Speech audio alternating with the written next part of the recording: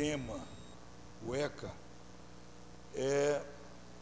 queria também agradecer o convite da comissão, né, que está me oportunizando a falar de um dos temas mais caros para o direito. Não só o ECA, mas a conquista do direito em reconhecer a criança e o adolescente como sujeito de direito. Para isso, eu vou dividir a nossa exposição em dois tempos. O primeiro, o histórico, que eu acho importante, para que a gente entenda, no curso da história, como nós chegamos até aqui. Né? Porque hoje nós temos um ECA, porque hoje nós temos uma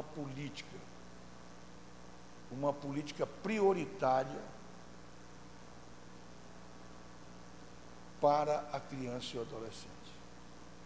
Então é necessário que a gente faça uma caminhada para a gente entender por que nós chegamos até aqui. Né? Uma das coisas que eu quero dizer é o seguinte: o direito, ele nasce com o homem. Quando vamos imaginar e aceitar, hipoteticamente, porque muitos talvez não aceitem, que a vida, o mundo, começou pela criação de Deus.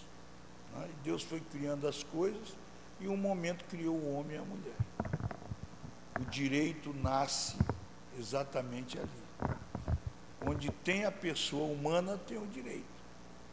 O direito, ele existe em função das pessoas. Se não tem pessoa, não é? Você não tem o direito. Porque você pode até discutir, não, mas não existe o direito ambiental? Sim, mas o direito ambiental existe em função do homem e da mulher. Então, o direito começa com a pessoa humana. Muito bem. E você vai concebendo, se o direito existe em razão do homem e da mulher, não é? E aí do homem e da mulher nasce a criança, não é? Que vai depois se tornar homem ou vai se tornar mulher. E aqui nós começamos a indagar, nesse momento aqui, especificamente sobre as crianças. Vamos imaginar qual foram os primeiros filhos de Adão e Eva? Caim e Abel. Quando Caim e Abel nasceram, nós não tínhamos uma estrutura de direito. O direito era natural, nós não tínhamos nenhuma lei.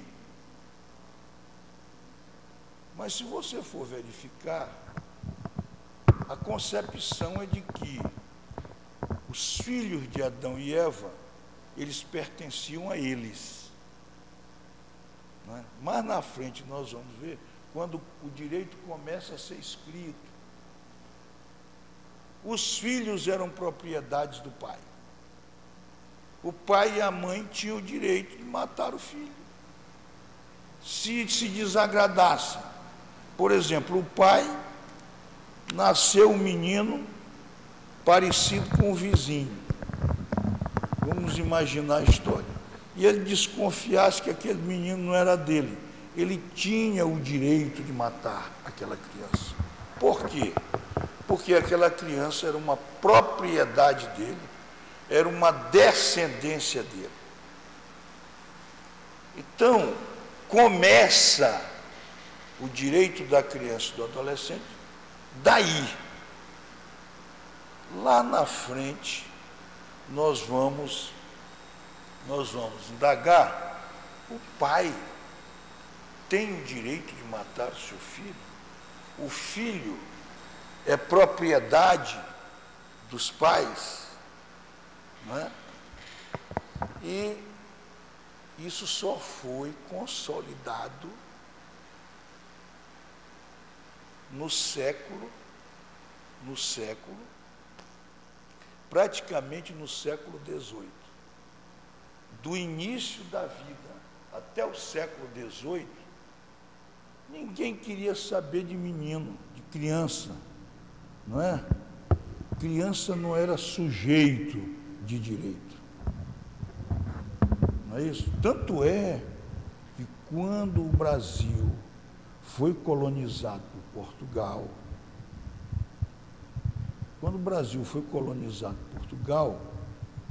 o nosso direito era o direito português, porque nós não tínhamos direito, né? Nós não éramos organizados. E o direito que era do Brasil eram as ordenações portuguesas. Nas ordenações portuguesas, estava lá que os filhos eram propriedade dos pais. Os pais podiam fazer com o filho o que quisessem. Incrível isso, parece que está num mundo, né? Num mundo onde não se via ainda a criança e o adolescente, principalmente a criança, como um sujeito de direito. Com o Código de Napoleão, de 1802, lá na França, passou-se a entender que a criança, ela tinha direito. Aí foi um marco em que as crianças, elas não mais podiam ser molestadas pelos pais, porque ela ali, já com muitas vozes, porque a defesa da criança, ela vem lá desde de Roma. Existiam advogados e pessoas que diziam, não, o filho não é direito, não é propriedade do pai, tal, e vinha isso, mas somente no Código de Napoleão, né? Napoleão, que foi inclusive um dos documentos mais importantes do direito no mundo, que foi o Código de Napoleão, de 1802. Muito bem. Antes, toda a legislação, ela não reconhecia a criança e o adolescente como sujeito de direito.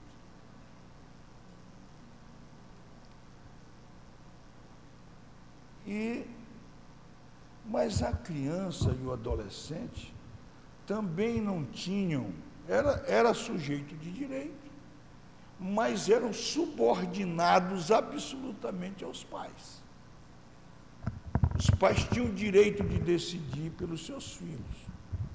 Foi um grande avanço o Código de Napoleão, foi. Mas os filhos não podiam ser molestados, não podiam ser mortos, mas eles eram absolutamente dependentes dos seus pais, e os seus pais decidiam por ele. Porque lá no Código de Napoleão, por que as crianças foram reconhecidas como sujeito de direito? Porque ele dizia assim, o pai poderia ser penalizado se castigasse imoderadamente seu filho. Por exemplo, o pai deu uma pisa no filho e deixou o filho aleijado. Não podia mais, mas o pai ainda podia castigar o filho. Entendeu? O pai podia castigar o filho. O pai podia... Teve até um caso, né, que foi para a Corte de Cassação de França, que era o tribunal mais importante da França, de um pai que cortou a orelha do filho. E aí se discutia lá. O pai poderia fazer isso? Isso é castigo imoderado, né? E a Corte de Cassação de França decidiu que o pai tinha o direito de cortar a orelha do filho, porque não descaracterizou o filho, não aleijou o filho, né? Depois, tempos depois, a Corte de Cassação de França voltou atrás. O pai não tinha o direito de lesionar o filho e etc. Muito bem. Em 1917, mas antes disso, quando o Brasil rompeu os laços com Portugal, no Império, o Brasil disse não a Portugal em 1822.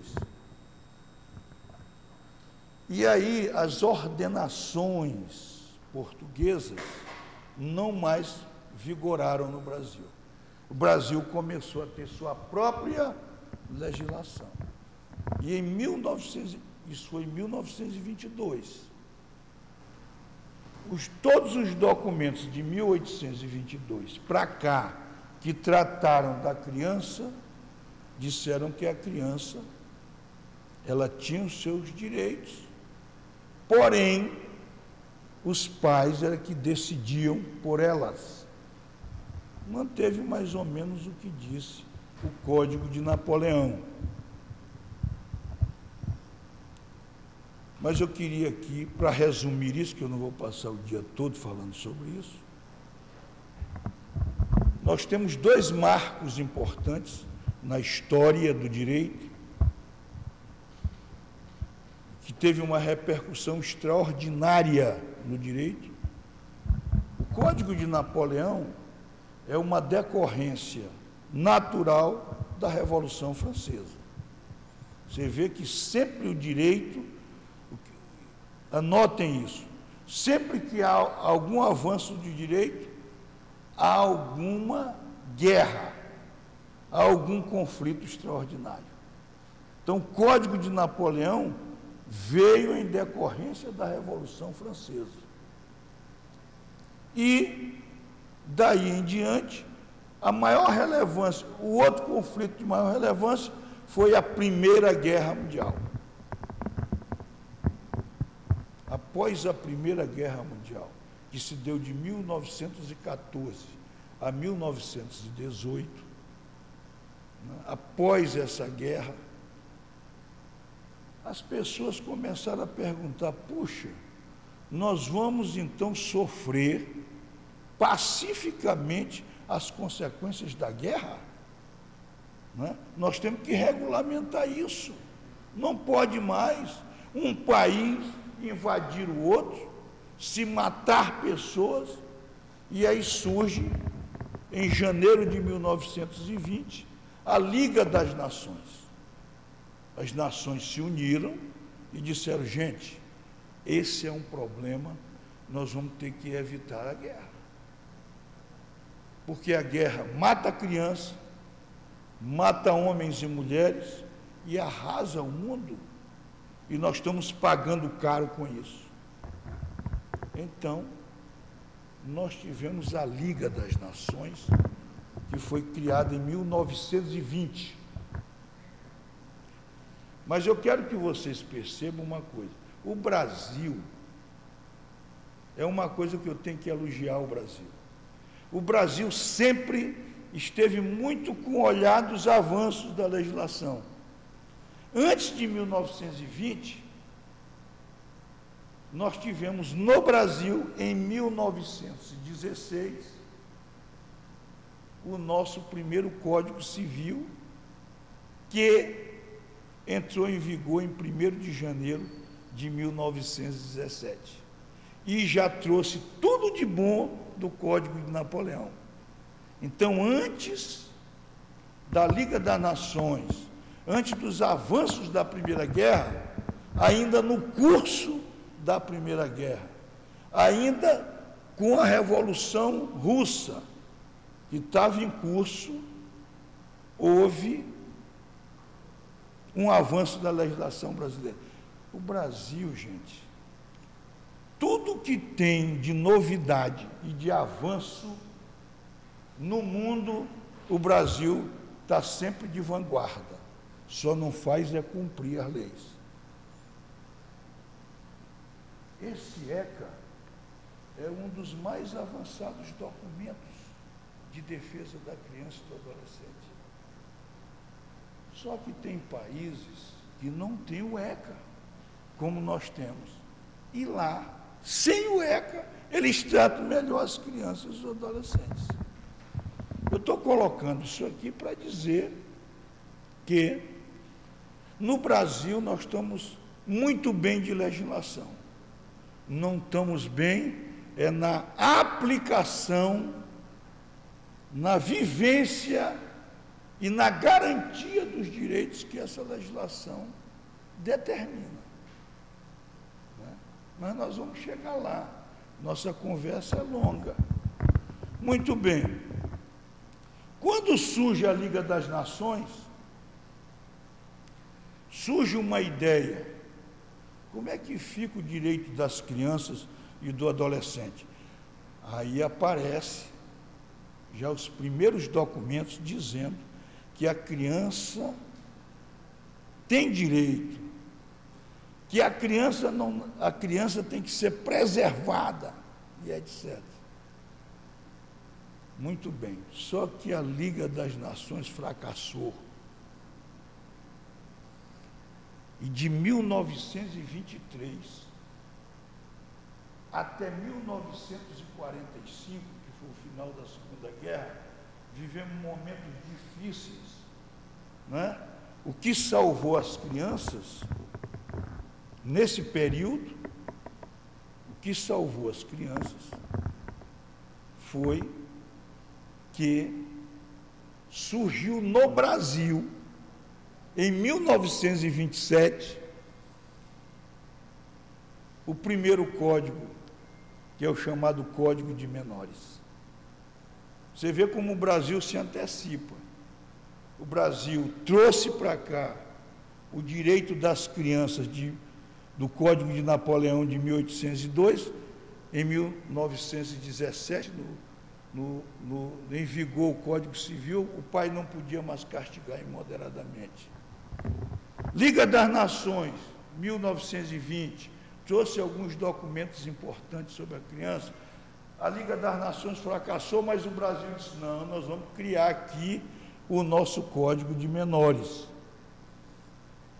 E esse código, para a época, foi um código muito avançado, que tratava de cuidar das crianças em situação irregular. Vocês é porque não vão estudar isso, não tem tempo, isso é só histórico. Mas o nosso Código de Menores, de 1927, foi um dos mais avançados códigos da época, Cirlândia.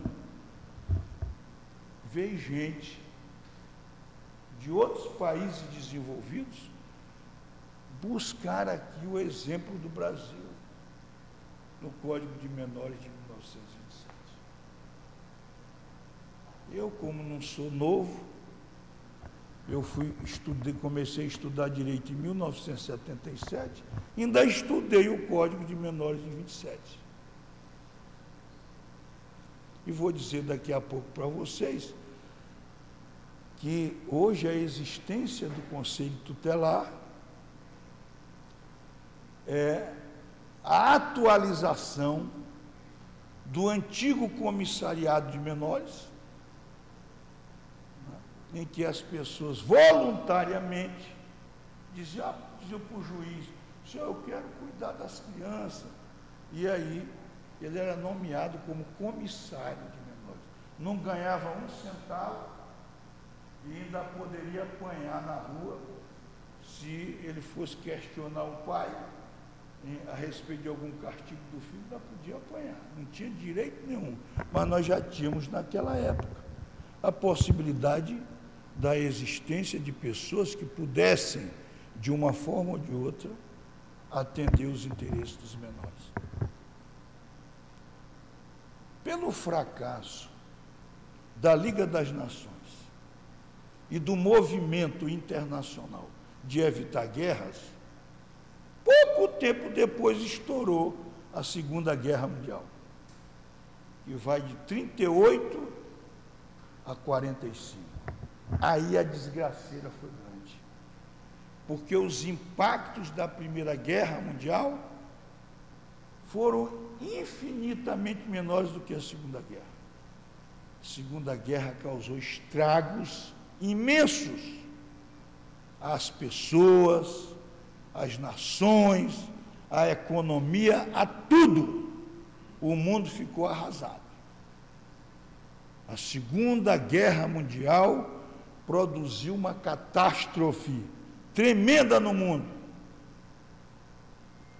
E o que era a Liga das Nações, após a Primeira Guerra, transformou-se na Organização das Nações Unidas, em outubro de 1945. Olha, gente, nós devemos essencialmente à criação da ONU todos os avanços de defesa de direitos de forma revolucionária e contundente. Quando se criou a ONU, gente, nós temos que preservar as pessoas, nós temos que respeitar os países, nós temos que assegurar direitos. Nós não podemos viver num mundo onde se possa deflagrar guerras, porque tudo que a gente constrói, a gente vai ser destruído numa guerra. Né? 3 anos depois, em 1948, surge o maior documento para o direito na modernidade, que foi a Declaração Universal dos Direitos Humanos. Com a Declaração Universal dos Direitos Humanos de 48, ali nasceu, ali foi a gênese do direito da criança, do direito da mulher, do direito do idoso, do direito do deficiente, do direito o LGBT, direito de lésbicas, gays e etc. Ali, em 1948, nasceu isso. Só que esse documento de 48 foi um documento subscrito pela grande maioria das nações, mas o problema era o cumprimento. Qual era a eficácia de um documento tão bom? Surgiu a ideia de que só a carta inspiradora, a Declaração dos Direitos Humanos, não era o suficiente para mudar a vida das pessoas. E aí começaram a pensar, puxa, como é que a gente pode tornar a Declaração Universal dos Direitos Humanos mais próxima das pessoas e que essa declaração possa surtir efeito na nossa vida cotidiana. Aí surgiu a ideia das convenções internacionais. Né? Das convenções. Vamos reunir, vamos tratar agora. A Declaração dos Direitos Humanos, ela foi um documento geral. Né? Foi uma carta genérica. Né? Agora nós vamos tratar de cartas específicas através das convenções. E em 1989 surge a Convenção dos Direitos da Criança e do Adolescente. Esta foi a grande revolução.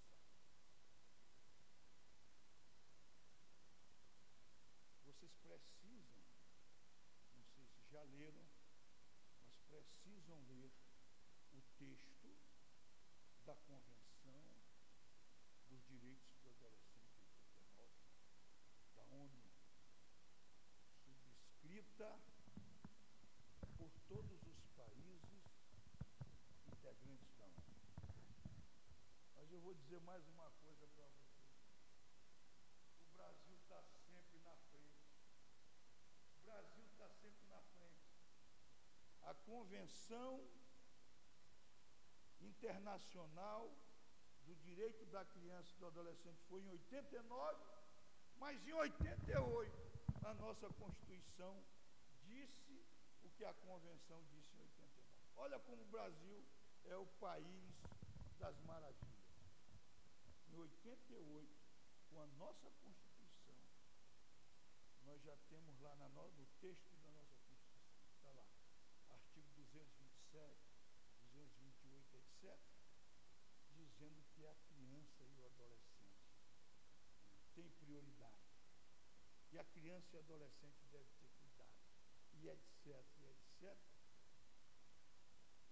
Eu digo para vocês o seguinte: não há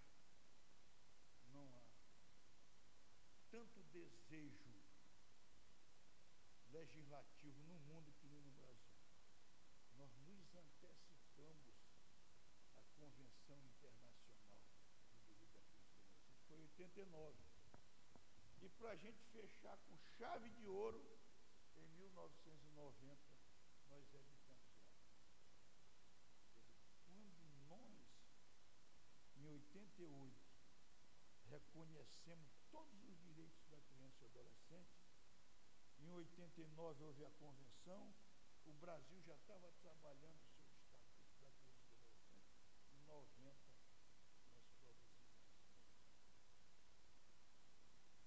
E aqui, com 3 documentos importantes: Convenção Internacional do Direito da Criança e do Adolescente, Constituição Federal de 88, artigo 227, 228, vocês vão ver depois, e já devem ter visto.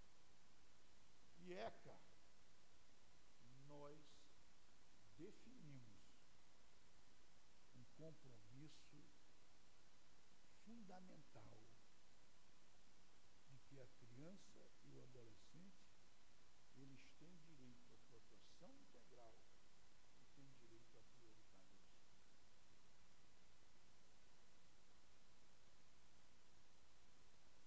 E o ECA realmente é um instrumento legal,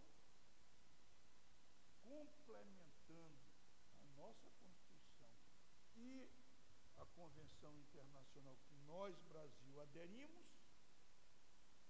Nós temos hoje, o Brasil tem um compromisso de defender a criança e o adolescente, de protegê-lo, de cuidá-lo absolutamente.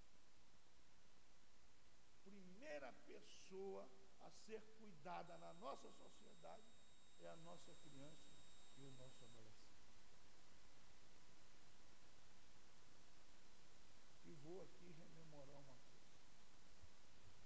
Qual foi a grande conquista do direito após a Segunda Guerra Mundial?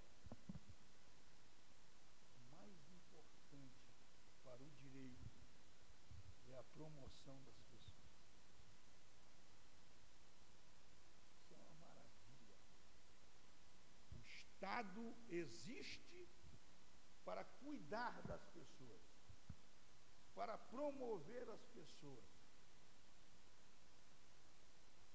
E dentre as pessoas para serem cuidadas, quem deve ser cuidado em primeiro lugar? A criança e o adolescente. Essa foi a grande conquista. Aquela criança que era propriedade do pai, que o pai e a mãe poderiam fazer o que quisesse, hoje ela é prioridade. Quem é mais importante numa família é a criança e o adolescente. É isso que tem que ser visto, porque este foi o compromisso do Brasil. Não pode ser diferente. Eu sempre costumo dizer, num domingo de tarde, ou no domingo meio-dia, isso é tradição no Brasil, né? Que dia se come o capão melhor que está no quintal? É domingo, né? Que está todo mundo em casa.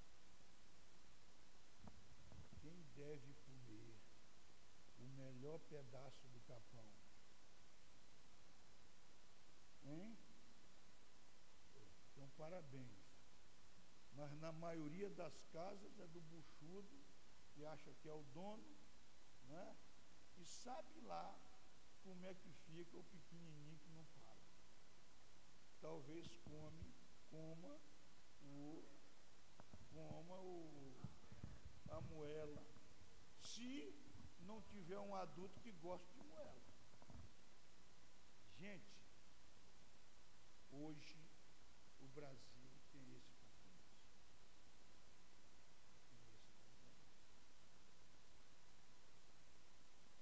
E o Brasil adotou no ECA instrumentos para isso. Doutor Cirlândia, da área da saúde. Lá na unidade básica de saúde do Tingidor, se chegar a coroba com 65 anos, com dor de barriga, e uma criança de 5 anos, quem deve ser atendido primeiro lá? É a criança, né? Mas não vai ser coroba, porque coroba vai logo xingar o enfermeiro. E se ele for prefeito, então, o enfermeiro não vai olhar nem para a criança. Entendeu, gente? Porque quando nós tratamos do direito da criança e do adolescente, nós estamos tratando de uma virada cultural. Virada. E depois vocês vão entender qual é o papel do Conselho Tutelar. É um papel de extrema importância. Conselheiro tutelar que não briga com gente, que não briga com juiz, que não briga com promotor, que não briga com prefeito, que não briga com vereador, para defender direito da criança e do adolescente, é melhor ficar em casa. É melhor ficar em casa. Não está cumprindo o seu papel. Esta é a verdade. Eu vou só dizer aqui a importância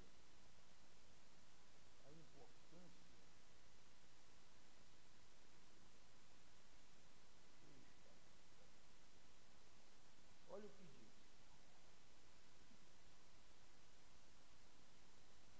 Primeiro artigo do Estatuto da Criança e do Adolescente. Resume tudo. Resume tudo. Esta lei dispõe sobre a proteção integral à criança e ao adolescente. A melhor escola deve ser para quem?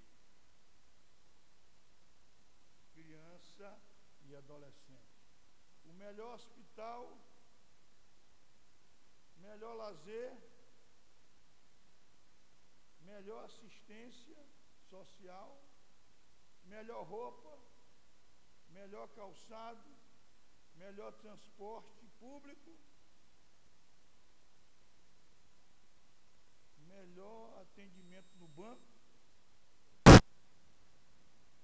Quem deve ser atendido em casa primeiro? Criança e adolescente. Aí vocês vão dizer assim, e isso acontece na prática, na nossa sociedade, por exemplo? Então o Conselho Tutelar está responsável por cumprir isso. Se o Conselho Tutelar chegar numa unidade básica de saúde, chegar numa escola e não tiver sendo bem atendido uma criança e um adolescente, a alimentação escolar não tiver boa, rapaz, eu sou muito amigo de coroba, mas eu vou brigar com ele. É este o sentido do conselheiro tutelar. O papel do conselheiro tutelar é um dos mais importantes papéis,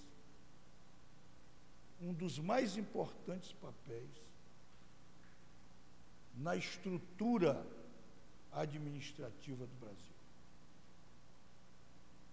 conselheiro tutelar, ele tem esta missão grandiosa de fazer valer o direito da criança e do adolescente. Este é o sentido. Conselheiro tutelar que tem medo, o conselheiro tutelar que não tiver a coragem de, em qualquer circunstância, defender o direito da criança e do adolescente, seja com quem for, não merece estar lá. Porque esse é o compromisso. Muito bem, mas vamos adiante. Vamos adiante.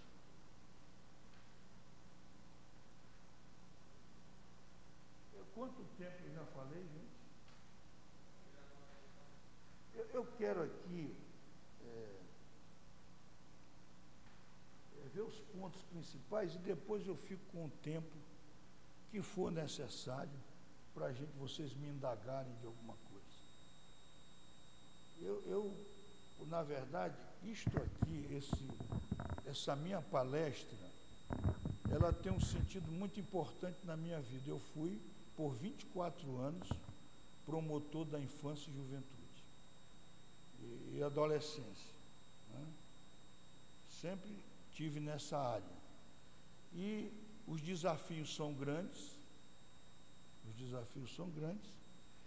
mas você vai mudar o Brasil a partir daqui. O país que respeita o direito da criança e do adolescente, ele é um país desenvolvido. Porque ele promove a parcela mais importante da população. A gente tem que trabalhar isso diuturnamente, né? Por exemplo, eu fui criado numa família, meu pai me amava muito, mas eu não tinha direito de discordar de nada, senão eu estava lascado. Então isso priva a gente de ser pessoa, né? E por isso que muitas vezes a gente é inibido.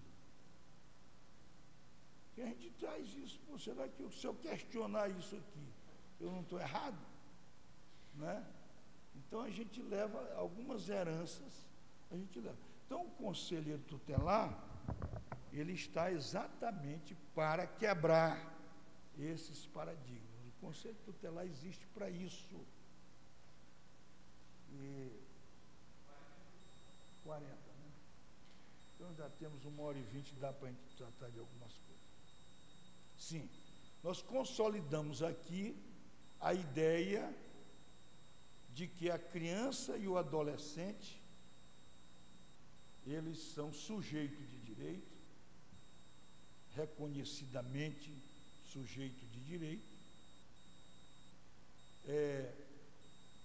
Eles têm direito à proteção integral e têm direito e são prioridade absoluta. Não é isso? Está consolidado isso? Então, o que é a prioridade absoluta? É o primeiro de todos. Tudo o que for em que tiver concorrência de alguma coisa, a criança e o adolescente devem estar em primeiro lugar. Qualquer projeto, veja só como qualquer projeto desenvolvido em qualquer política pública, o projeto tem que pensar primeiro na criança e no adolescente. Qualquer projeto, por exemplo, o projeto de urbanização de uma cidade, o projeto da saúde, o projeto da educação, né? Qualquer que seja ele, a primeira coisa que o arquiteto tem que pensar, o engenheiro, é na criança e no adolescente. Como é que como é que eu vou fazer esse prédio para atender os interesses da criança? Né? Como é que a criança vai ter acesso? Como é que esse prédio ele vai facilitar a vida da criança e do adolescente. Então, tudo isto é importante. Passado esses dois pilares, de que a criança e o adolescente, eles têm direitos, são sujeitos de direito, merecem proteção integral e são prioridade absoluta, nós vamos agora para algumas realidades que a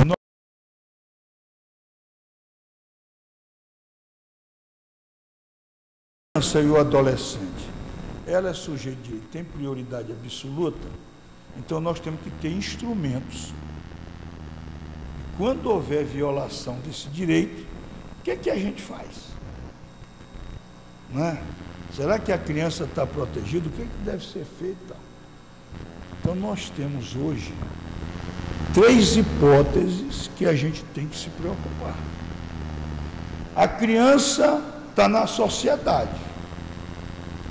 A criança ela vai para a escola, a criança brinca com seus amigos, a criança eventualmente vai para o hospital, a criança tem o direito de ir para a praça, para o lazer. Então a primeira coisa que a gente tem que estar de olho, como é que o Estado brasileiro, como é que o governo do Estado onde eu estou, como é que o prefeito, a administração está tratando a criança e o adolescente? Será que ele está tratando bem ou ele é omisso? Se eu, como conselheiro tutelar, eu detectar que o Estado é omisso, eu tenho o quê? Que cruzar os braços? Tem que atuar. Então essa é a primeira hipótese. O Estado tem que cuidar da criança e do adolescente. Segunda hipótese, a criança mora em casa. Como é que ela é tratada em casa? Qual é a relação dos pais com as crianças? O pai está castigando a criança? O pai está molestando a criança? O pai não está tendo uma relação afetuosa com o seu filho? Está de qualquer modo prejudicando? É outra hipótese. Relação da criança e do adolescente com o Estado, relação da criança e do adolescente com os seus pais. E a terceira hipótese é a hipótese de como a criança está na sociedade. Está sendo vítima de alguma coisa? Ou ele está praticando algum ato contrário às leis do Brasil? Se a criança, por exemplo, pega uma faca e lesiona o seu coleguinha, ou se o coleguinha lesiona a criança, então nós vamos ver aqui 3 hipóteses. O Estado em relação à criança e o adolescente. Bom dia, meu líder. O Estado em relação à criança e ao adolescente, os pais em relação à criança, e agora a criança num outro sentido. A criança pode ser autora de algum fato violador ou ela pode ser vítima. Né? Então, se o Estado é omisso ou se o Estado pratica qualquer ação contrária às crianças e adolescentes, nós temos instrumentos para atuar contra o Estado. Se os pais também praticam qualquer ato contrário à criança e ao adolescente, temos instrumentos para questionar os pais. E se a criança e o adolescente for vítima ou ela for autora de alguma ação que tenha repercussão na sociedade, uma ação violenta, uma ameaça, etc., ela vai também ter instrumentos para que ela seja protegida.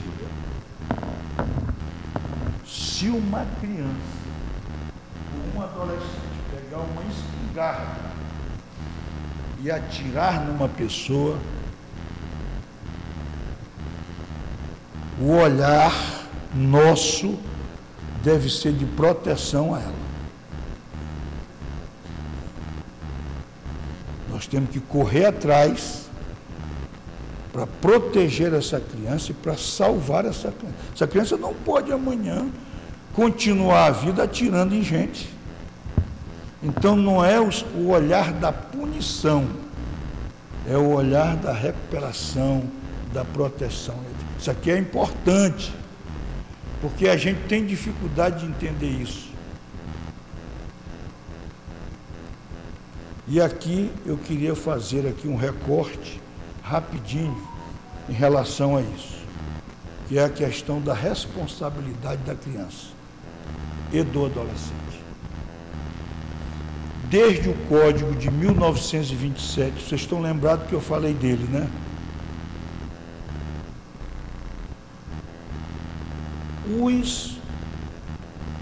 As pessoas com menos de 18 anos, elas são consideradas inimputáveis. Que termo é esse? Que é inimputável, ela não comete crime, ela não pode ter uma pena de prisão, o tratamento dela é outro. Por que deve ser outro? Porque ela é criança ou é adolescente. E criança e adolescente tem prioridade absoluta, tem que ter proteção integral e o Estado é obrigado a fornecer isso para ela. Então, o critério utilizado no Brasil é o critério etário, é o critério da idade. O camarada de 16 anos pode ser o cara mais inteligente do mundo, pode ter todas as condições de raciocinar, de agir de uma forma totalmente consciente, mas no Brasil ele é protegido. Ele é inimputável, ele não pratica crime. Se ele matar a mãe dele, por mais triste que seja esse episódio, o Estado tem que ir lá e proteger ele, tirar ele daquilo, porque o critério utilizado no Brasil, Wilson, é o critério etário. Quem tem menos de 18 anos pode pintar e bordar e não pode ser molestado, né? E conselheiro tutelar tem que ter esse olhar. Eu já vi conselheiro tutelar chamar a criança de diabo. Rapaz, esse diabo devia ir para a cadeia. Fizer isso, está fora do script, né? Eu, como promotor, eu gostava muito do conselho tutelar. Todo dia eu tinha reunião com o conselho. Era um negócio fantástico. Então, até hoje eu tenho muitos amigos que foram do conselho tutelar, que são meus amigos hoje. E eu sempre dizia isso para ele. Tem um dia o conselheiro tutelar, rapaz, eu não vou mais, eu não tenho mais paciência para lidar com aquele diabo. Ele não é diabo. A criança é um sujeito de direito que eu tenho o dever de protegê-lo, seja ele quem for, porque foi esse o compromisso que o Brasil assumiu, certo? Então, para isso, nós temos uma realidade. Se a criança for vítima de alguma agressão, se a criança for vítima de algum crime, quem praticou esse crime vai ser um crime grave, porque a vítima é a criança. Longe de mim dar um empurrão numa criança. Estou lascado, porque se isso for notificado, eu vou ser endemonizado. Porque a criança é a primeira parcela com o adolescente da sociedade que eu tenho que proteger. E a proteção não é só o Estado que tem que fazer. É o Estado, a família e a sociedade. Então eu não posso, por mais que eu não goste do menino, né, eu tenho que vê-lo dessa maneira. E eu tive uma experiência interessante. Há mais de 15 anos atrás eu comprei um carro novo, rapaz. Eu saí da concessionária e fui resolver um problema lá no Ministério Público. Aí cheguei lá, estacionei. Quando eu volto, está uma criança com um prego. Pegou do início, minha filha, até o fim e arranhou o carro. E eu, promotor de justiça, eu digo, meu filho, não faça isso, meu amorzinho. Tive que tratar ele assim. Tive que tratá-lo assim, porque é assim que a gente tem que tratar. É pão de ló, o cara é intocável. Oh, meu filhinho, tu está precisando de um dinheirinho, papai. Vou comprar um brinquedinho para ti, porque tu brinca melhor com um brinquedo do que com um prego. Ó, meu filho, isso aqui está errado.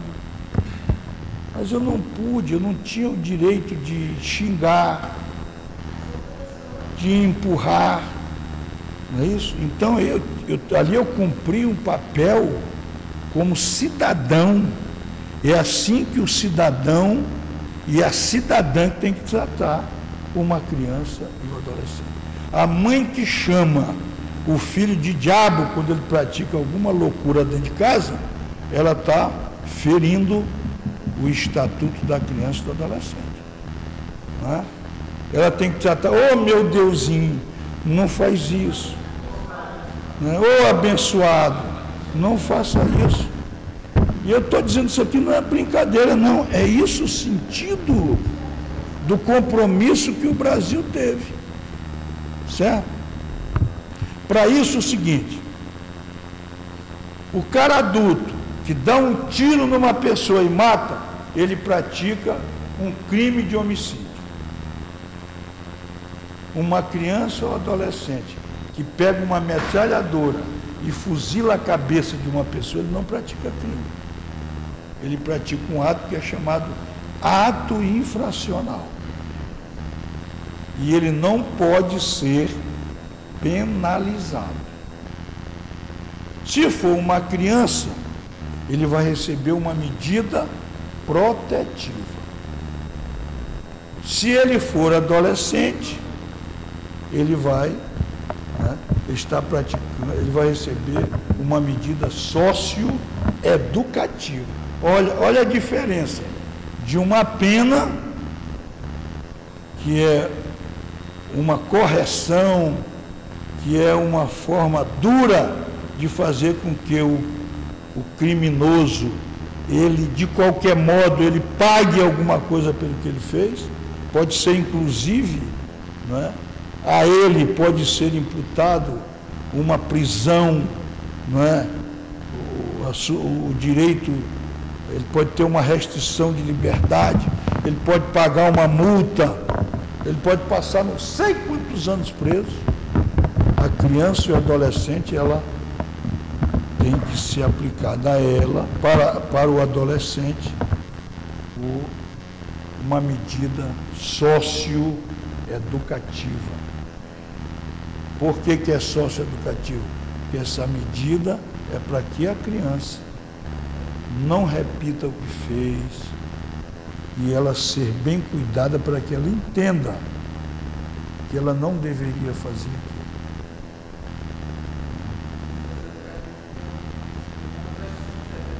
aquilo. Nós vamos já ver aqui as medidas. Então,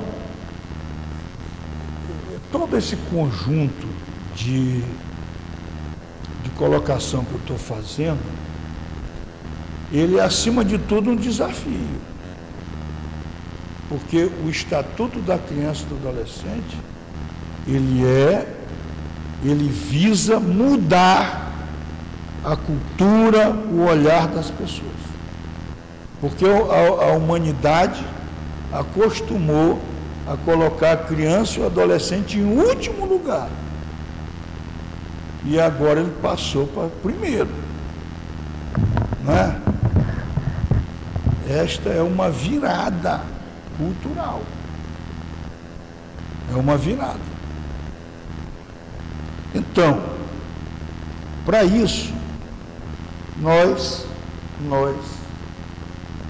vamos, depois de tudo isso, falar sobre o Conselho Tutelar, que é exatamente aquilo. Vocês querem ser conselheiros, vocês estão se propondo a integrar o Conselho Tutelar. O Conselho Tutelar, ele é talvez um dos mais importantes acontecimentos do Brasil. Porque o legislador foi extremamente sábio em reconhecer que a criança e o adolescente sofrem diuturnamente, diariamente, violações de direitos. Nós ainda temos professor que puxa a orelha de aluno. Nós ainda temos professor que xinga aluno. Nós temos mãe que xinga aluno. Nós temos pai que xinga aluno. E nós temos cidadãos e cidadãs que não respeitam as crianças e os adolescentes. E por que surgiu a ideia do Conselho Tutelar? A ideia do Conselho Tutelar é de que o Estado tenha pessoas para acompanhar isso no dia a dia. O conselheiro tutelar é verdadeiramente o anjo da guarda das crianças e dos adolescentes. Daí a difícil tarefa a ser desempenhada por esse conselho. E por isso que o artigo 131 diz o seguinte: o Conselho Tutelar é um órgão permanente. O Conselho Tutelar é um conselho tão importante que ele tem o caráter de definitividade. Enquanto existe mundo, enquanto existir Brasil, existirá Conselho Tutelar. Então, o Conselho Tutelar, ele tem a característica da definitividade. Triste do presidente da República, ou do deputado federal, ou senador, que queira acabar com o Conselho Tutelar. Ele está lascado, porque o Conselho Tutelar é permanente. O Conselho Tutelar ele não existe para acabar daqui a 10 anos, 20 anos, 30 anos. Vai sempre existir Conselho Tutelar. Então, a característica é de que ele é permanente e também autônomo. Ninguém manda no Conselho Tutelar. O Conselho Tutelar é autônomo. O Conselho Tutelar, ele decide a favor da criança em qualquer circunstância, agrade a quem agradar e desagrade a quem desagradar. Ele é autônomo. Não existe nenhuma autoridade em cima dele.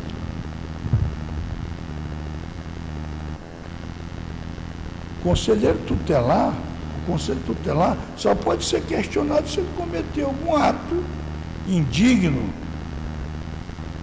É lógico que todos nós estamos submetidos a isso, mas no meu trabalho, O conselho tutelar no seu trabalho, na sua atividade da proteção à criança e adolescente, ele é inquestionável. Ele é inquestionável. O juiz não pode dizer nada, o promotor não pode, o prefeito não pode, o padre não pode, o pastor não pode, o pai e a mãe não pode. Ele existe com uma única finalidade: proteger a criança e o adolescente em qualquer circunstância. O adolescente com uma espingarda atirou numa pessoa, matou, o conselho tutelar, a polícia pegou o adolescente, vai levar para o promotor, vai fazer a documentação de encaminhamento ao Ministério Público. Onde é que vai ficar o conselho tutelar? O conselho tutelar, ele vai acompanhar este adolescente ou essa criança para que ninguém viole o direito dela. A polícia tem que ver ele como um abençoado, como uma pessoa respeitada. Vai fazer o seu trabalho respeitando-o integralmente. E quem é que vai garantir isso? O conselho tutelar. E se o delegado, o promotor, quem quer que seja, desrespeitar o direito dessa criança ou desse adolescente, o conselho tutelar vai reagir. Vai dizer: olha, eu sou autônomo e não permito isso.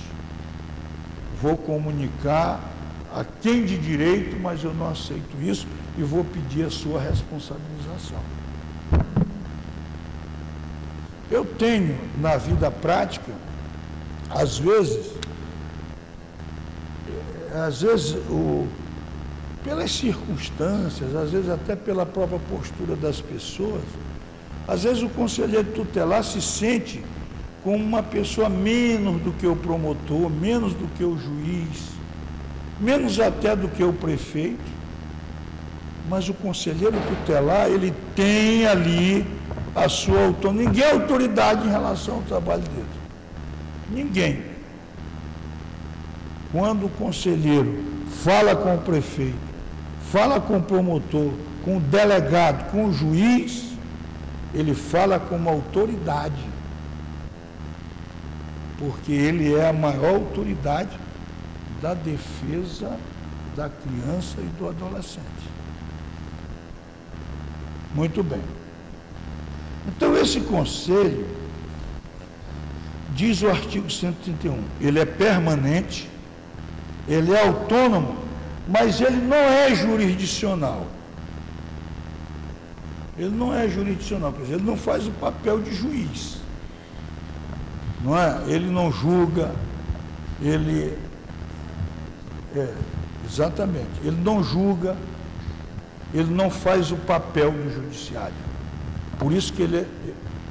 Mas quando o legislador botou não jurisdicional, foi para complementar a sua autonomia. Quando diz assim que ele não é jurisdicional, é porque ele não integra o poder judiciário.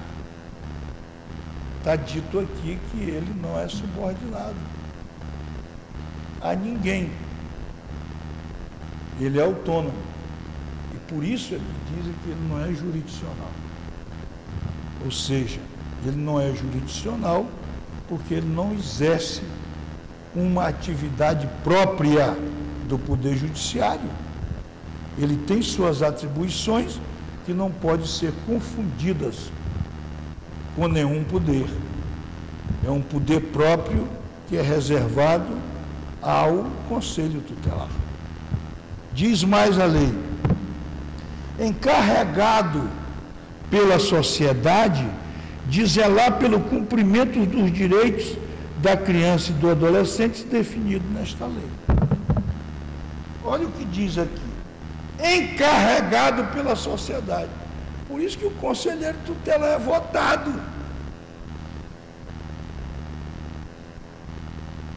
Quando a lei diz que ele é encarregado a fazer esse trabalho de proteção da criança e do adolescente pela sociedade, é porque a sociedade é que escolhe os seus conselheiros. Então, mas há uma coisa que é importante que eu diga para vocês.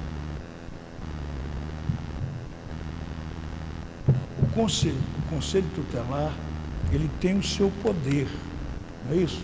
Primeiro, porque ele é um órgão permanente, ele é um órgão autônomo, ele é um órgão não jurisdicional, porque não está ligado ao Poder Judiciário e ele não tem ninguém em cima dele, acima dele, e ele é um poder encarregado pela sociedade, ele é escolhido pela sociedade.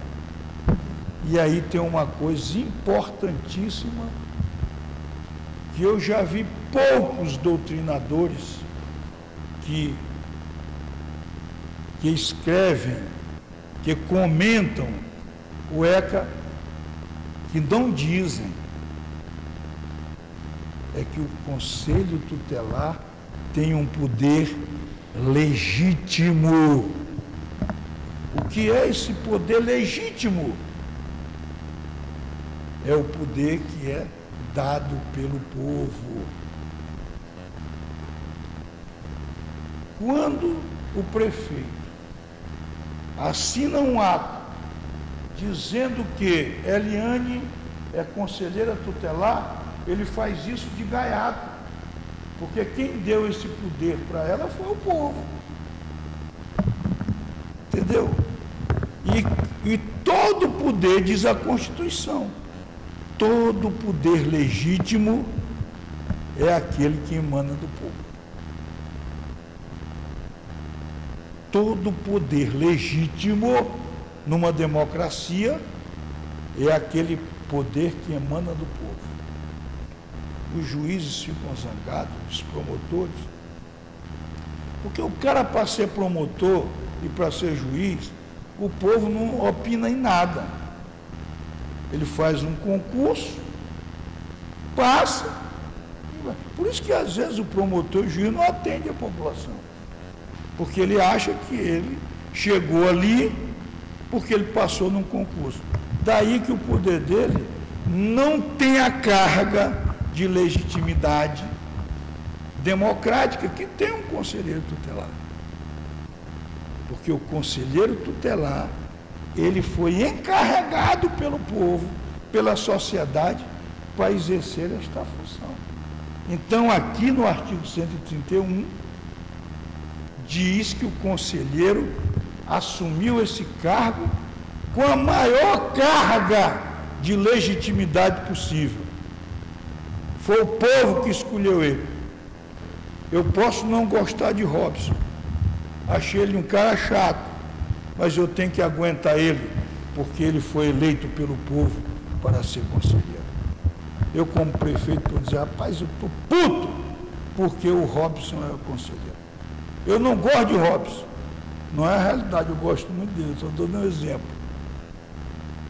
Eu não gosto de Robson, o conselheirinho enjoado, chato, mas ele recebeu esta incumbência baseado na vontade popular.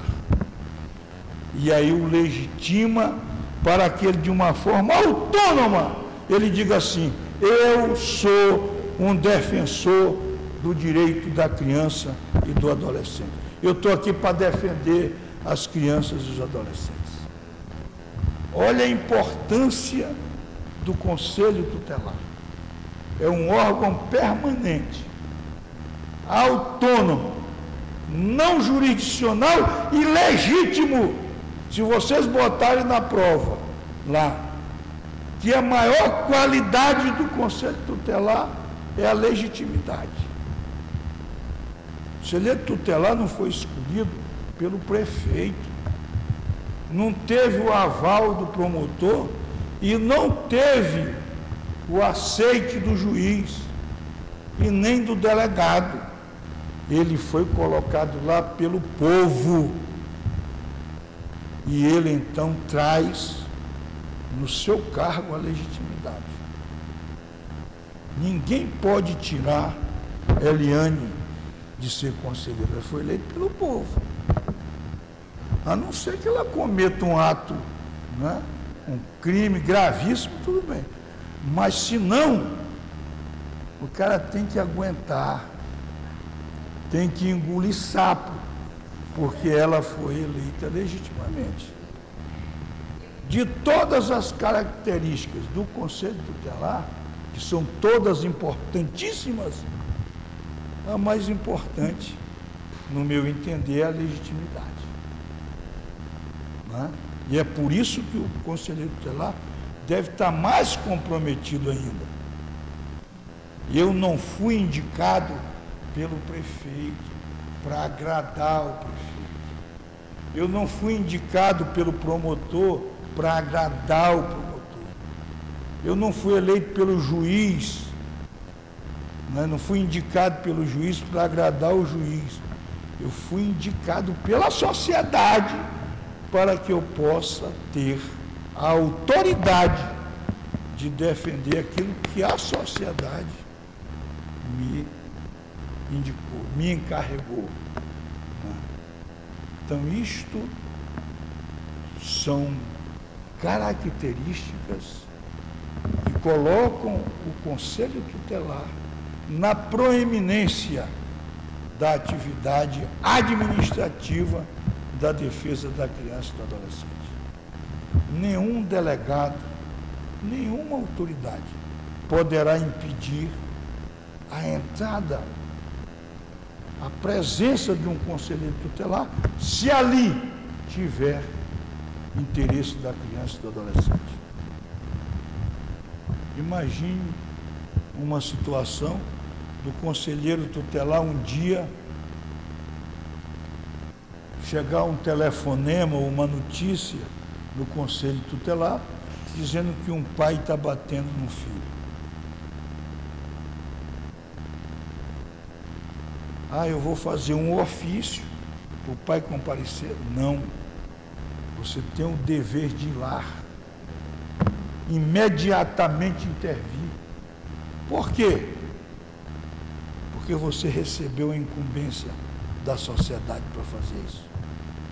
Não foi do Estado, foi da sociedade. Por isso que ele tem a carga de legitimidade. Muito bem. Eu estou aqui, vou colocar algumas coisas. Se eu me omitir em alguma coisa, depois vocês podem me questionar. Vamos ver as qualidades de quem pode exercer o cargo de conselheiro tutelar. Primeiro, artigo 133 diz assim: para a candidatura a membro do Conselho Tutelar, serão exigidos os seguintes requisitos: reconhecida idoneidade moral. Eu já vou completar 65 anos e ainda não entendi o que é idoneidade moral. O que é idoneidade moral? O que significa isso? A idoneidade moral, eu não consigo conceituá-la. Eu acho que a idoneidade moral é a qualidade que deve ter qualquer pessoa pelo seu trajeto de vida para exercer essa atividade. Se você, como cidadão, não respeita o seu filho, se você, como cidadão, não tem esse olhar para a criança e o adolescente, você está inabilitado a ser conselheiro tutelar. Então, essa idoneidade moral é você ter a qualidade pessoal, que não vai ser só uma declaração sua, é a sua vida. Você tem que ter qualidades pela sua vida, pelo seu trajeto de vida, de que você é uma pessoa habilitada a fazer esse serviço. Se você é um professor que castigou o seu aluno, que discriminou o seu aluno, se você é um pai, um tio, uma mãe, uma tia, que não reconhece a criança e o adolescente como prioridade absoluta, você cometeu qualquer ato que não venha qualificá-lo como uma pessoa habilitada a exercer esta função. Por isso que eu sou contra, eu devia ter, em vez de idoneidade moral, que são reconhecida a habilitação para o exercício da proteção da criança. Idoneidade moral é uma coisa vaga, indefinida. O que quis dizer o legislador? Reconhecida a idoneidade moral é você se sentir, você ser qualificado, não por você, mas pelos outros, se você realmente tem qualidades para defender, para ser o guardião, para ser o anjo da guarda da criança e do adolescente. Se você não tiver isso, às vezes você pode ser um bom cidadão, uma boa cidadã, você pode ser um santo na sua vida.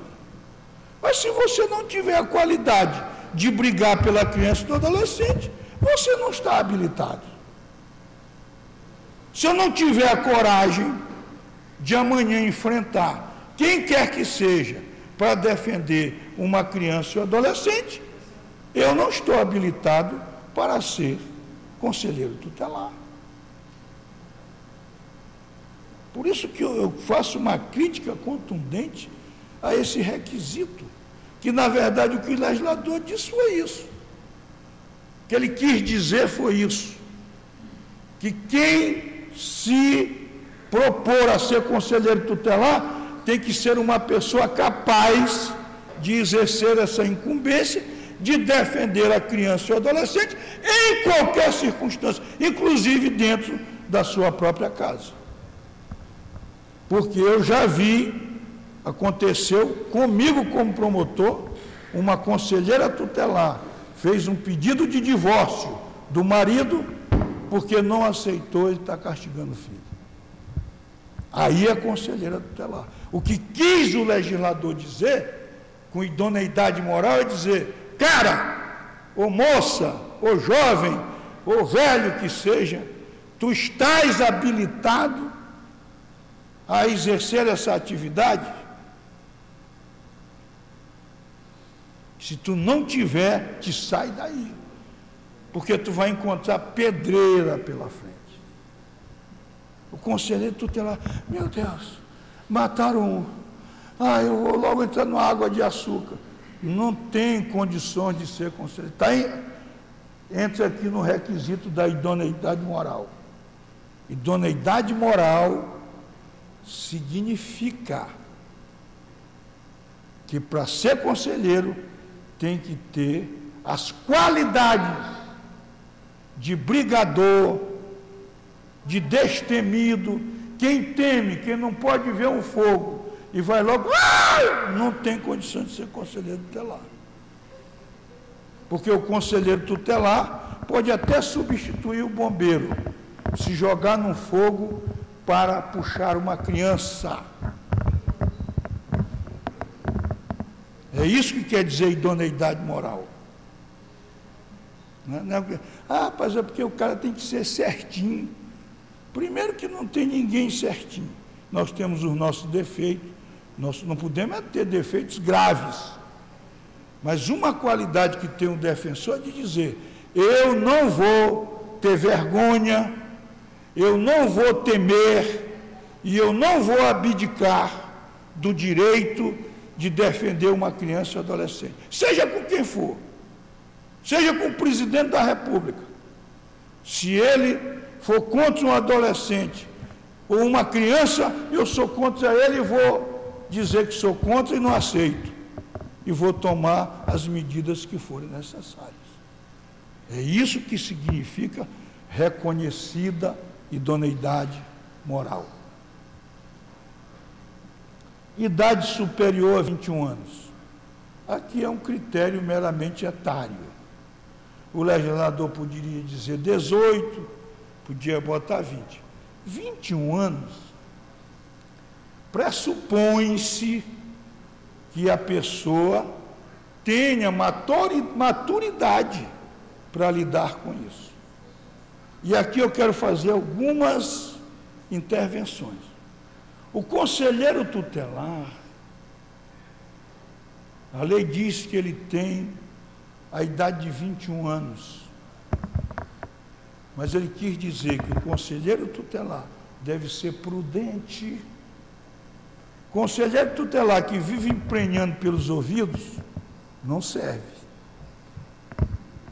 Quando o legislador diz que ele tem que ter 21 anos, é que ele saiba ouvir, sempre ouvir as partes, sempre ter prudência para tomar alguma decisão, sempre pensar antes de tomar uma decisão.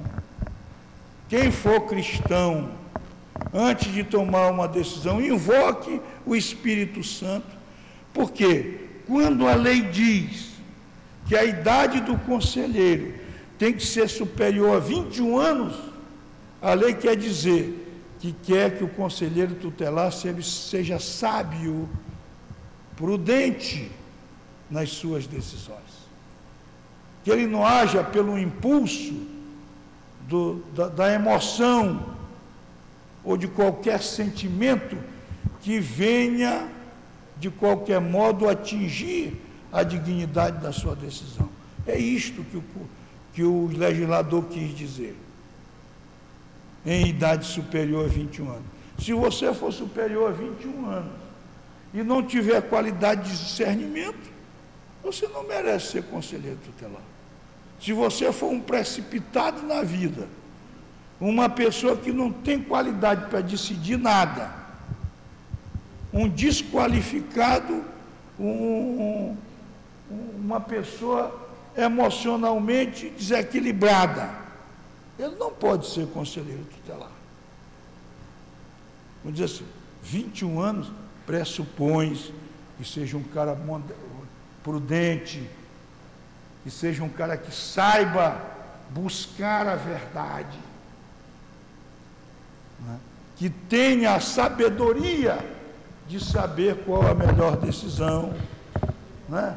O conselheiro tutelar, que no primeiro momento meter logo um tabefe no camarada, antes de saber da história, não pode ser conselheiro, porque ele não tem a maturidade que o legislador quis. Porque no Brasil,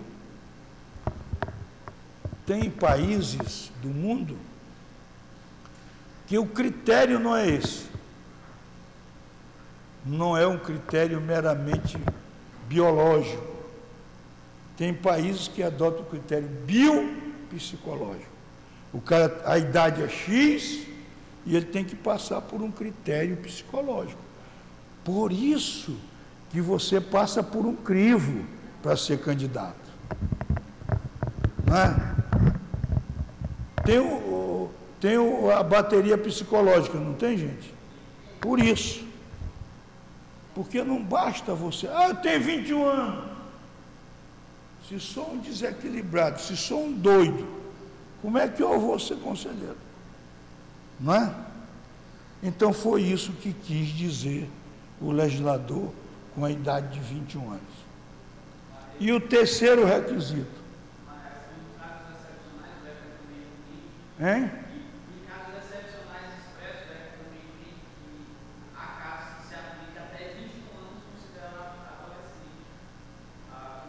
Sim, mas aí, esses casos aí, ele praticou quando ele era adolescente. Ele não pode, tem que chegar a 21 anos, mas ele já praticou antes dos 18. Pois é. Mas a ideia do... Porque ele não se aplica isso aqui em relação a ele. Se aplica no critério da idoneidade moral. O 21 anos é para dizer que ele tem maturidade, é uma pessoa capaz de desempenhar a sua função com as condições cognitivas ideais, né? Muito bem. E residir no município. Por que o legislador colocou esse critério de residir no município? Pois é, porque o legislador quis dizer que é uma pessoa que conheça a sua realidade, não é? Então ele tem que conhecer a sua realidade. Qual é a realidade de Itapecuru? Não é? O que acontece aqui em Itapecuru, que caso eu seja conselheiro, o que eu vou fazer para resolver aquele problema ali, que eu sei que existe, e que ninguém meteu o dedo na ferida. Então, residir no município pressupõe que o conselheiro tutelar conheça a realidade de onde ele vai trabalhar. Não é só morar.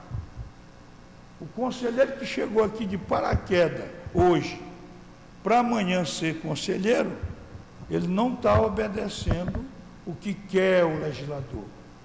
O legislador diz: residir no município significa, primeiro, que ele conheça a realidade e que ele efetivamente more na comunidade e que ele, durante o exercício do conselheiro, ele viva na cidade, porque o conselheiro tutelar não pode morar em Santa Rita, por exemplo, porque se ele for acionado meia-noite para imediatamente se dirigir a qualquer lugar, ele está em outro município. Então o sentido do residir no município tem vários significados que se completam. Primeiro, que ele conheça a realidade onde ele vai trabalhar. Segundo, que ele more no município. E que, se ele for eleito, ele tem que continuar residindo no município. Esses são os requisitos para ser conselheiro tutelar. Se não tem esses 3 requisitos, não adianta. Não adianta ir adiante. Não dá. Não vai dar certo. Não vai dar certo. E por isso que muitas pessoas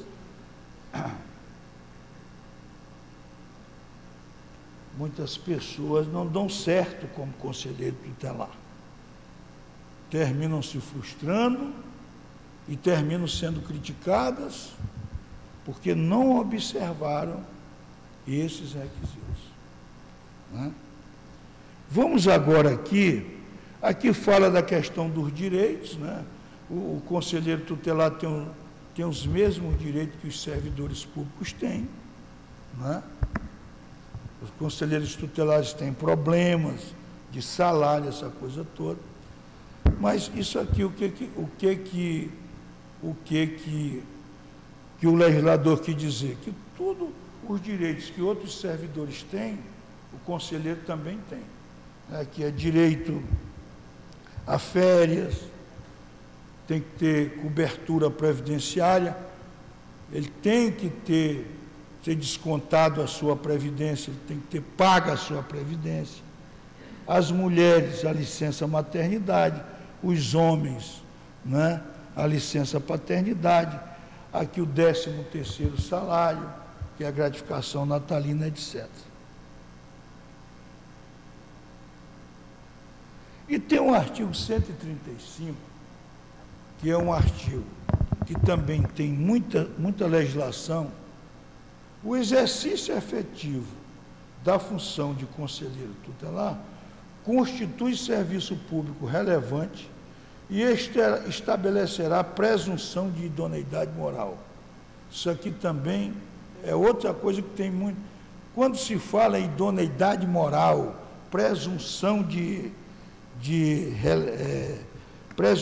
idoneidade moral e relevante, que o conselheiro ele, ao prestar o seu serviço, ele é considerado como serviço público relevante, esse artigo não poderia nem existir, não há necessidade dele.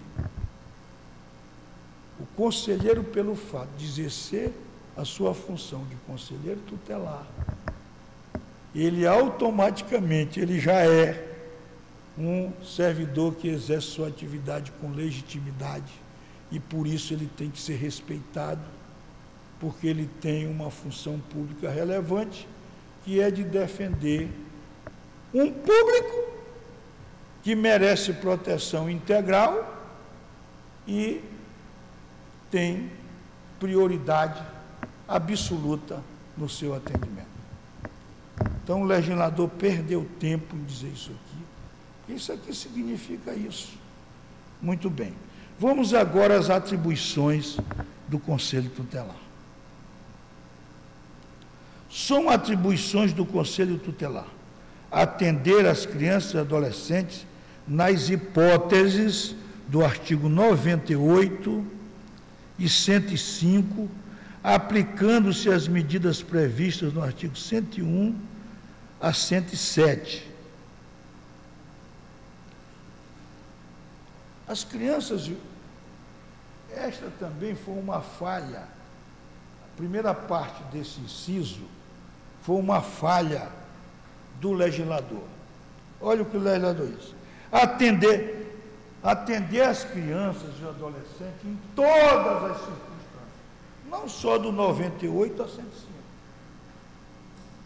Onde tem criança, onde a criança está, cabe a providência do Conselho Tutelar. Não é só nessas circunstâncias, em qualquer circunstância. Agora, a segunda parte, aplicando-se as medidas previstas no artigo 101, incisos 1 a 7. Então, aqui merece um comentário. 101. Encaminhamento aos pais ou responsável mediante termo de responsabilidade. É medida que o Conselho Tutelar pode adotar. Orientação e apoio e acompanhamentos temporários. Medida que o Conselho Tutelar pode aplicar. Matrícula e frequência obrigatória em estabelecimento oficial de ensino. Medida que o conselheiro tutelar pode adotar. Inclusão em serviços e programas oficiais ou comunitários de proteção. Apoio e promoção da família, da criança e do adolescente.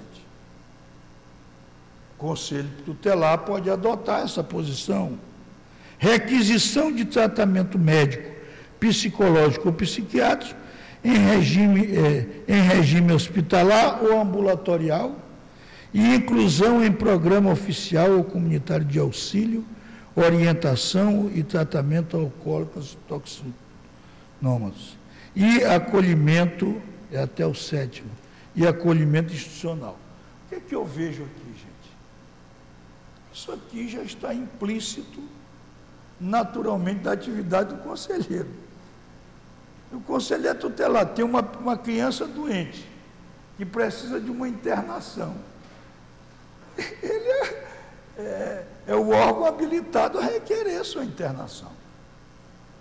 Se precisa de uma consulta médica, se precisa de uma situação em que o pai, de qualquer forma, está tendo alguma falta de zelo com o seu filho, você vai assinar um termo de responsabilidade aqui e nós vamos ficar de olho em você.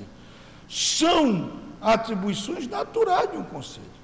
Nem precisaria estar isso aqui. Por exemplo, se você pega uma criança que está sem o pai e sem a mãe, é do município de Grajaú, no Maranhão. O que você vai fazer com essa criança? Mandar para a casa de acolhimento. O que o legislador está dizendo é coisas que são óbvias, não é? Colocar essa criança no local adequado. Então, mas não é só isso, é tudo o que for necessário para garantir a proteção da criança e do adolescente. Então, o que o legislador disse aqui, isso aqui se chama em direito, é algo apenas indicativo. Isso aqui não é, o conselheiro tutelar não só pode fazer isso, pode fazer isso e tudo mais que a criança e o adolescente necessitar, não é? O conselheiro tutelar, ele pode requisitar um carro para conduzir uma criança para outra cidade. O conselheiro tutelar pode requisitar dinheiro do município para pagar uma despesa de uma criança e do adolescente. Pode tudo o que for de interesse da criança e do adolescente.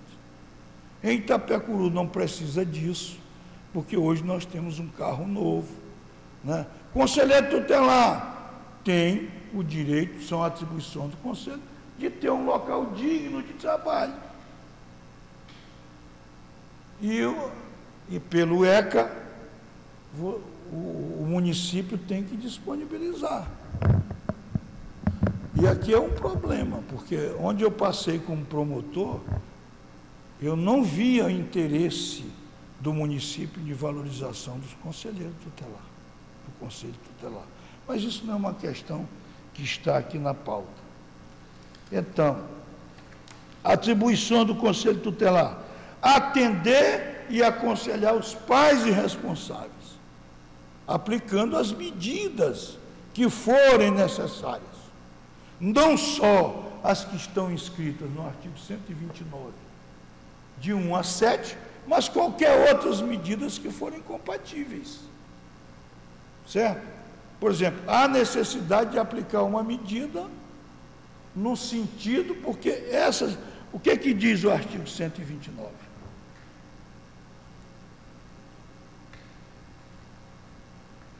Então, isso aqui, eles chamam isso aqui de apenas medidas que indicam providências, são medidas aplicáveis aos pais irresponsáveis. Se tiver alguma medida aqui que deve ser na prática aplicada e não está aqui, essas aqui não são as únicas. Aqui é apenas uma exemplificação. Aqui o artigo 129, ele não é um artigo exaustivo. Em direito a gente fala números clausos. Por exemplo, quando a lei diz assim, só pode isso, aquilo e aquilo outro. A cláusula do conselho tutelar é aberta.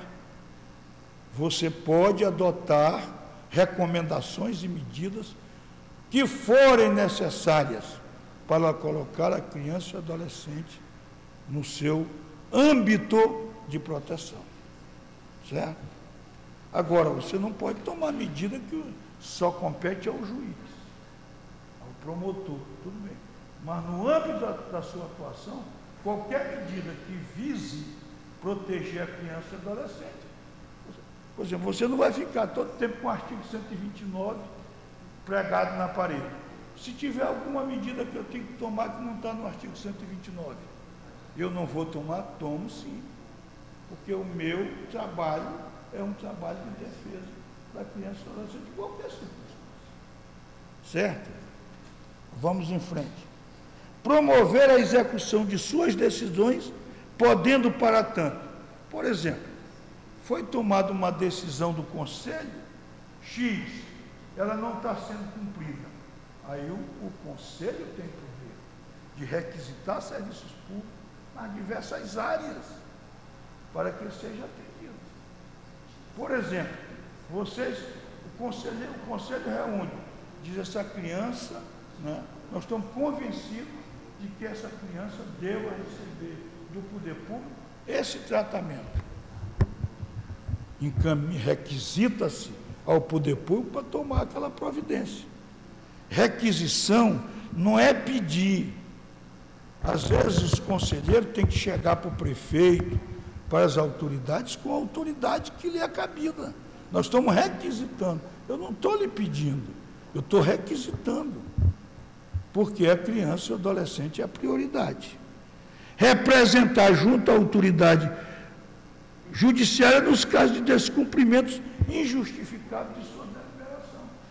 Por exemplo, se você requisita, por exemplo, o prefeito, um carro para levar uma criança que é de Santa Luzia, e o prefeito não atende, você pode representar o Poder Judiciário. Para que o Poder Judiciário tome as suas medidas. Porque vocês vão precisar muito disso. Porque tem muita gente que não respeita o Conselho Tutelar. Ele não tem o alcance das atribuições do Conselho. Quarto, encaminhar ao Ministério Público notícia de fato que constitua infração administrativa ou penal contra direitos da criança e do adolescente. Por exemplo, a diretora da escola se nega a matricular uma criança. O diretor do hospital, né, se nega a fazer uma cirurgia que a criança está precisando. O médico, o prefeito diz que o Conselho Tutelar não vale nada. Toda a requisição lhe rasga lá na porta da prefeitura. Encaminhe isso para o Ministério Público. Diga, se você tomar conhecimento que o prefeito deu uma bisca no menino, comunique ao Ministério Público, o Ministério Público processar o prefeito. É isto aqui. Tudo aquilo que foi infração administrativa contra a criança e o adolescente, ou crime, você comunica ao Ministério Público. É obrigatório comunicar, porque o Ministério Público exerce a sua atividade. Encaminhar à autoridade judiciária os casos de sua competência. Eu tenho que nisso aqui comunicar ao juiz. Então vamos comunicar ao Poder Judiciário aquilo que é competência do Poder Judiciário. Né? Providenciar as medidas estabelecidas pela autoridade judiciária, dentre as medidas previstas no artigo de 1 a 6, para o adolescente autor de ato infracional. Porque, na verdade, nós temos dois tipos de medida contra criança e adolescente. Ato infracional e medidas protetivas. Uma estão no artigo 101 e a outra no artigo 112, que são as medidas socioeducativas. As medidas socioeducativas, só o juiz cabe aplicá-las. Né? Só o juiz cabe aplicá-las. Mas a do artigo 101 está diretamente ligada também ao Conselho Tutelar. O Conselho Tutelar pode aplicá-las. E como ele pode aplicar, ele também pode monitorar a aplicação dessas medidas, mesmo que elas sejam aplicadas pela autoridade judiciária. Expedir notificações. O que mais o Conselho Tutelar faz é notificar a coisa. Tem uma notícia de que a criança foi barrada na escola. Tem uma notícia de que a criança não está indo à escola. Né? Quer saber alguma informação disso? Notifica o diretor da escola e etc. para informar.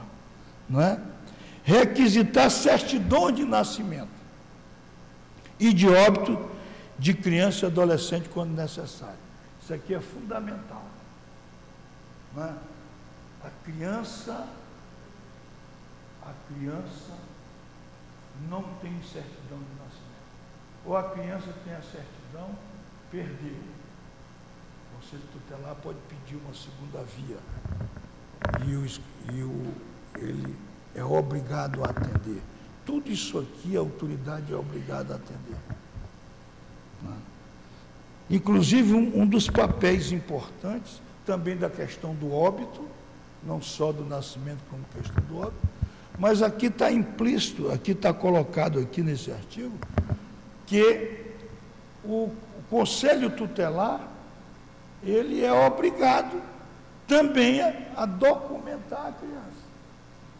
Porque na nossa realidade brasileira, como do mundo inteiro, todos nós temos que ter documentos. Se a criança não tem documento, cabe ao Conselho Tutelar requisitar as autoridades competentes para documentar essa criança, não é? Assessorar o Poder Executivo na elaboração da proposta orçamentária para planos e programas de atendimento dos direitos da criança e do adolescente. Aqui está o desafio. Conselho Tutelar está no período da elaboração do orçamento do município. Rapaz, vamos então sentar com o prefeito e sua equipe para saber o que tem no orçamento aí para a criança e o adolescente.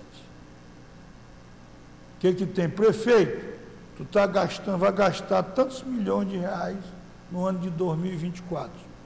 O que tem para a criança e adolescente aí? Tu estás obedecendo o princípio da prioridade absoluta e da proteção integral? Embora me nos informe aí. É lógico que o contador não vai gostar, mas é um dever do Conselho Tutelar participar tanto da LDO, da Lei de Diretriz Orçamentária, quanto na elaboração do orçamento. Não é? Vocês estão contribuindo com o fundo da criança e do adolescente. O que diz a lei? Está sendo descontado? Então, tudo isso é papel do Conselho Tutelar. E além de dizer o seguinte, nós temos que elaborar um plano. Nós queremos a elaboração de um plano que contemple, por exemplo, a questão do esporte, do lazer, da melhoria da educação.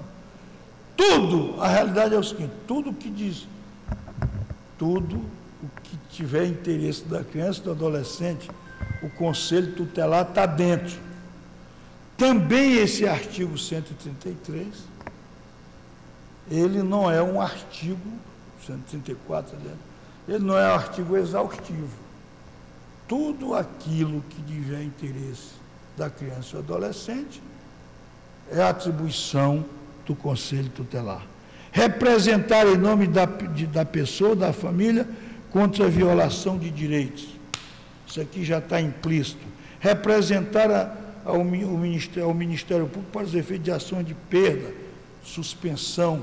Por exemplo, se você tem um caso em que a mãe maltrata o filho, já houve várias tentativas de mudança disso.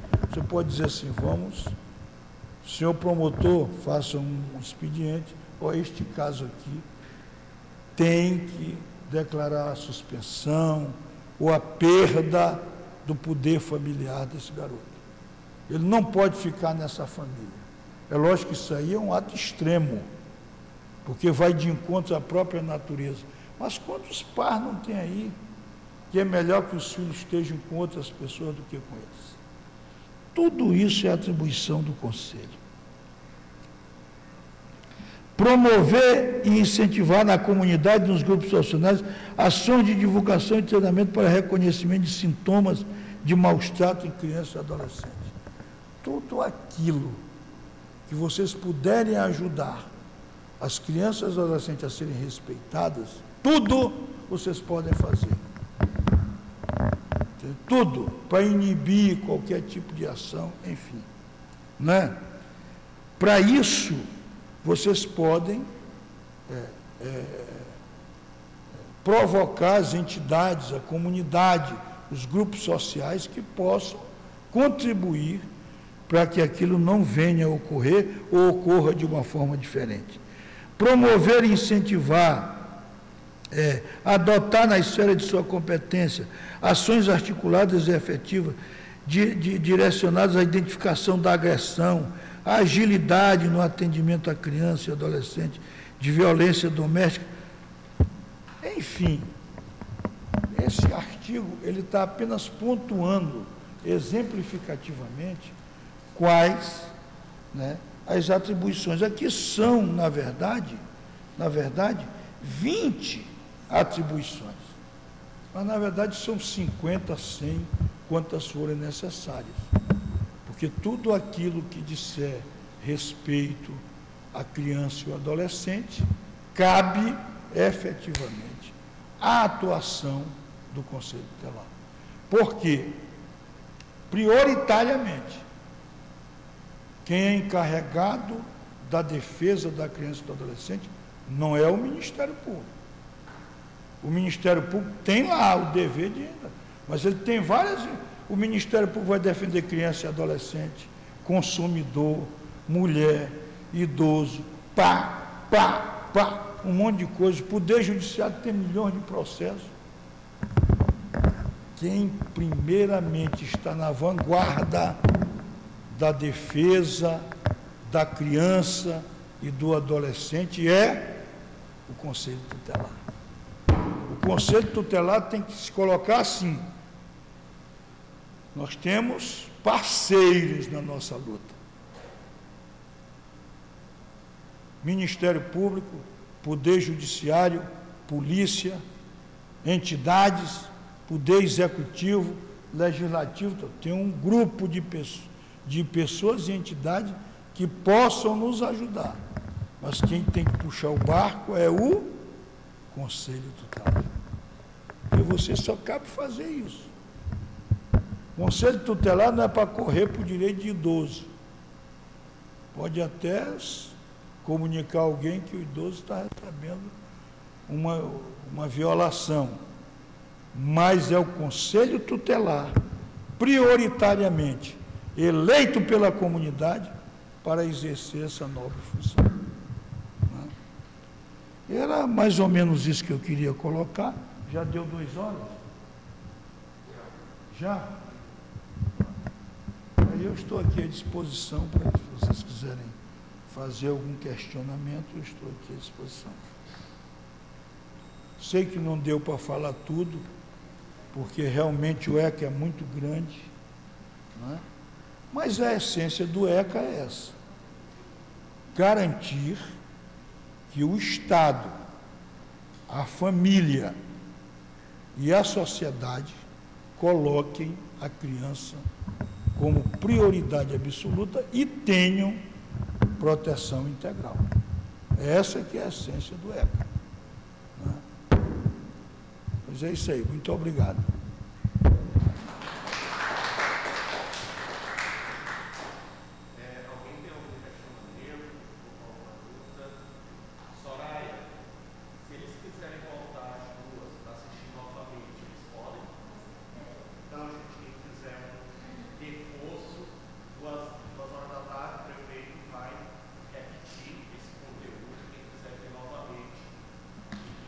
E vocês que estão aqui podem até sugerir se eu deveria tocar algum outro ponto que eu não tenha colocado,